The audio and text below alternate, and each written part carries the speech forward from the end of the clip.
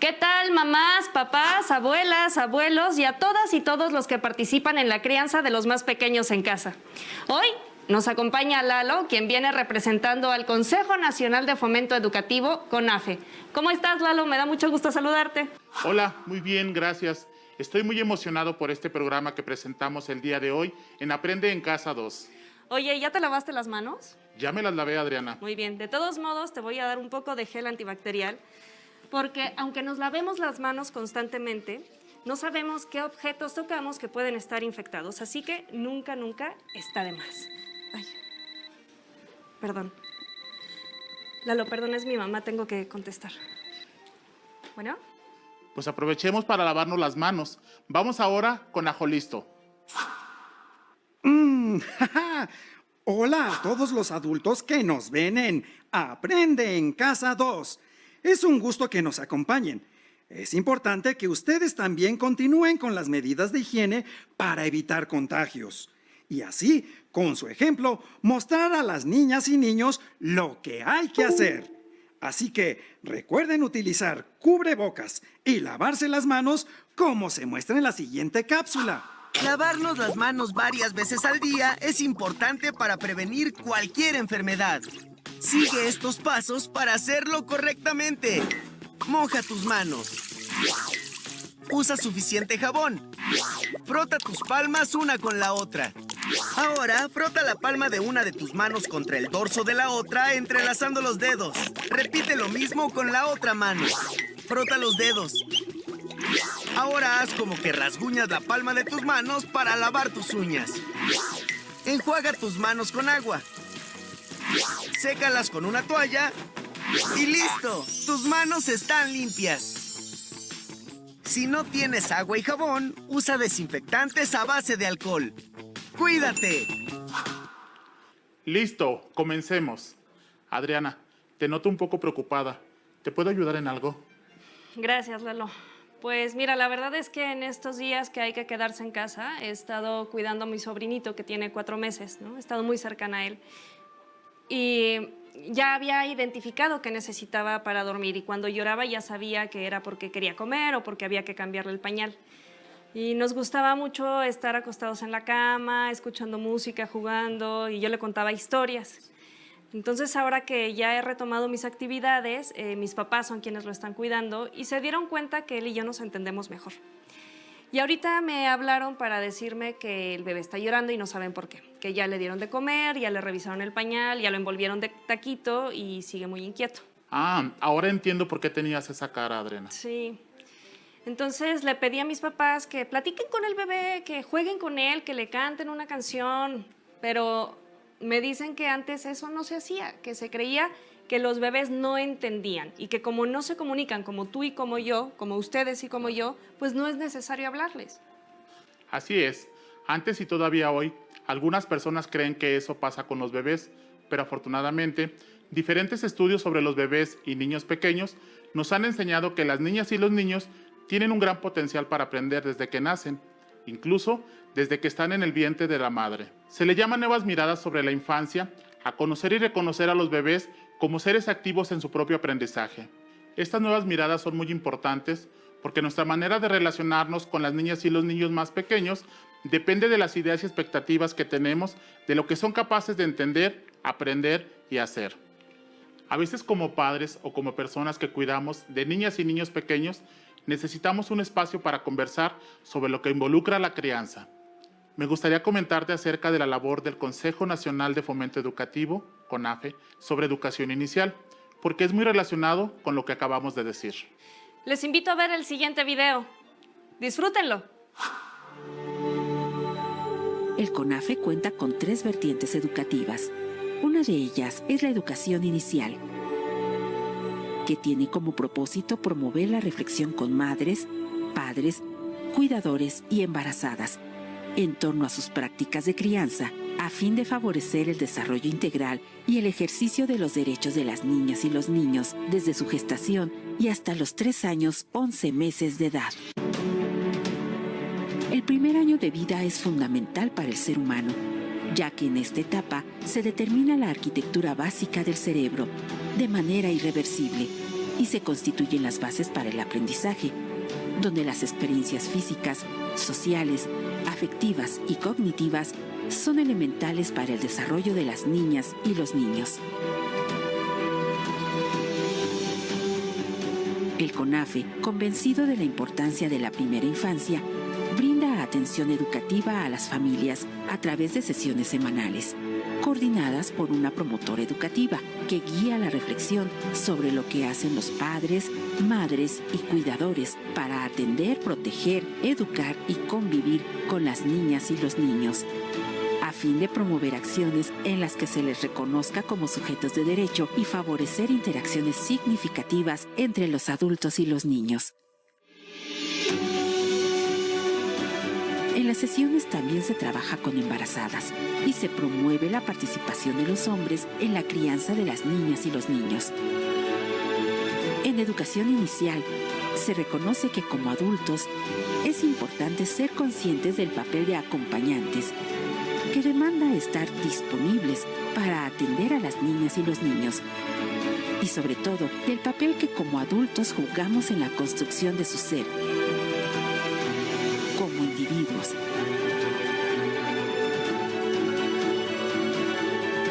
Y ser ese sostén que les ayuda a transitar durante sus primeros años y que les dará los elementos para su vida adulta.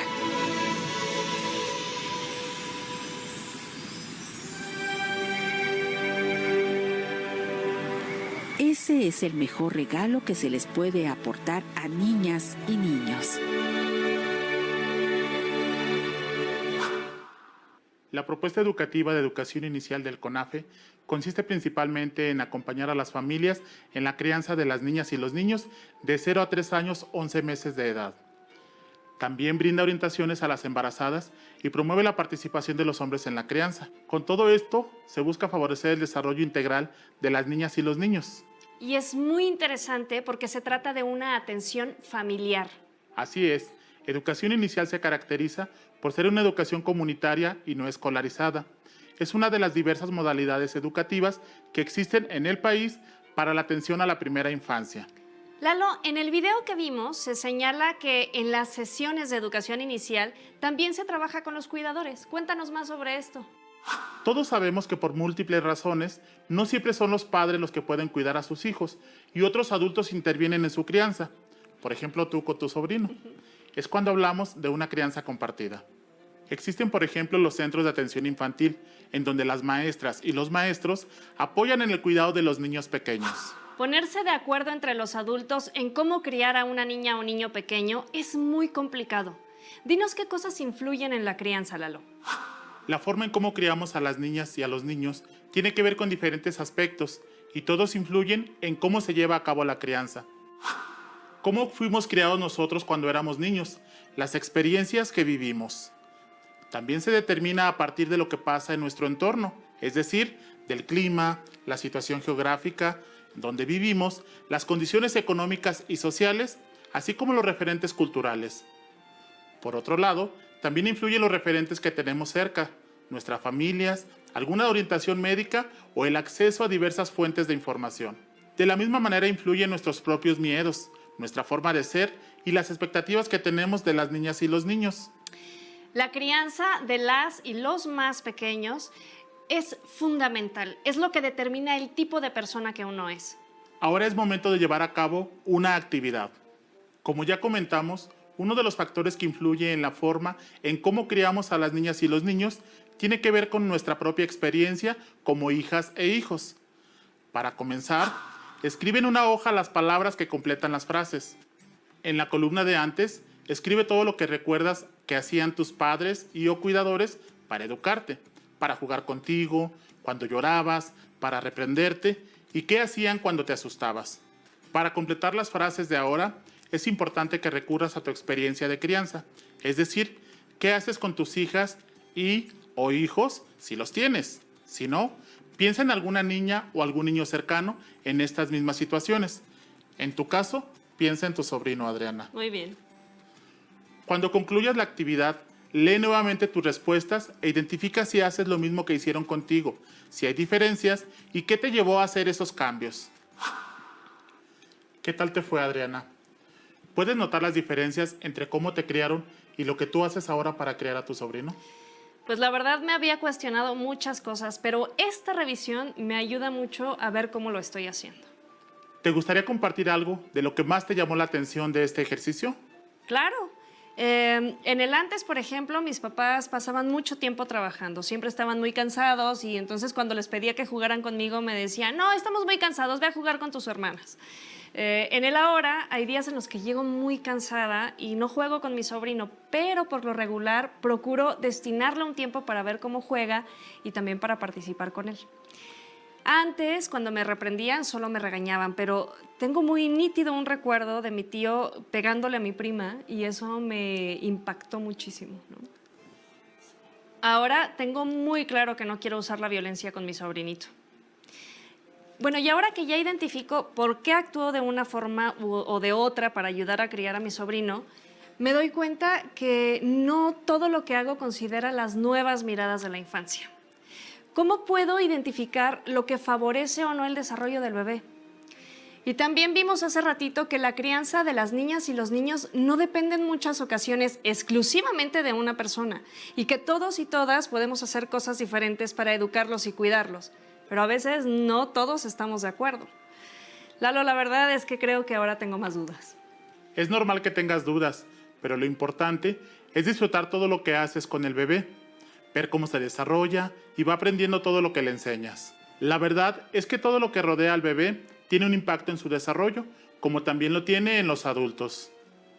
Hay acciones, actitudes y cosas que son negativas para la crianza y para todas las épocas de la vida. La violencia es un claro ejemplo. Es importante decir que hay muchas cosas que se hacen que son muy favorables para la crianza, que quizás no son las mismas que proponemos aquí, pero eso no quiere decir que no sean eficientes, solo son distintas, siempre y cuando prevalezca el amor, el respeto y la tolerancia. Quiero compartir una frase que leí hace poco. No existen recetas mágicas para criar.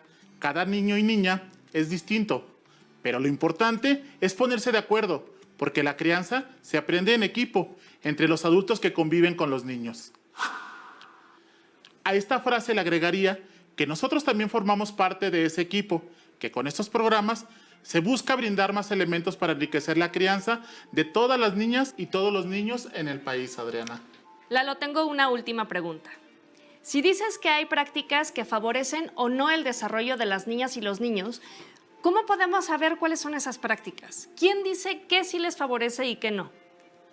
Es muy buena tu pregunta, porque para algunas personas puede ser favorable ejercer violencia física con las niñas y los niños. Hay quienes repiten la frase, más vale una nalgada a tiempo, y esas personas dicen, a mí también me pegaron y soy una persona de bien.